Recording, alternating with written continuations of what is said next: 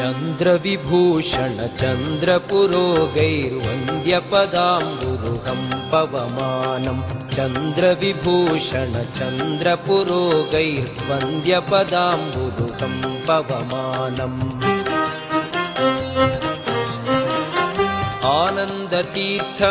आनन्दतीर्थमहामुनिराजं गोविन्दभक्तशिखामणिमीडे आनन्दतीर्थमहामुनिराजं गोविन्दभक्तशिखामणिमीडे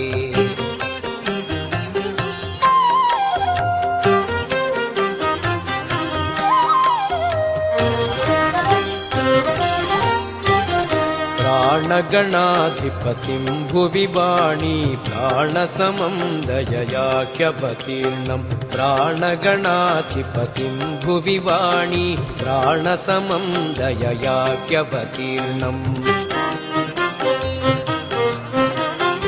आनन्दतीर्थमहामुनिराजं गोविन्दभक्तशिखामणिमीडे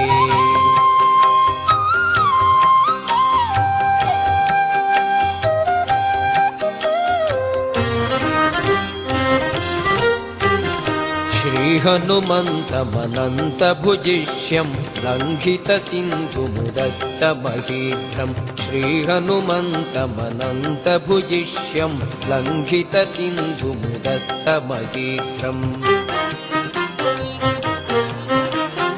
आनन्दतीर्थमहामुनिराजं गोविन्दभक्तशिखामणिमीडे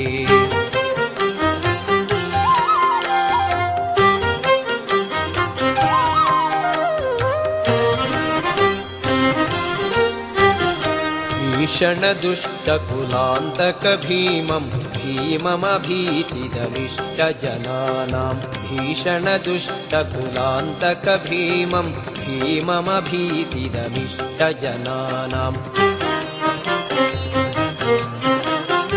आनन्दतीर्थमहामुनिराजं गोविन्दभक्तशिखामणिमीडे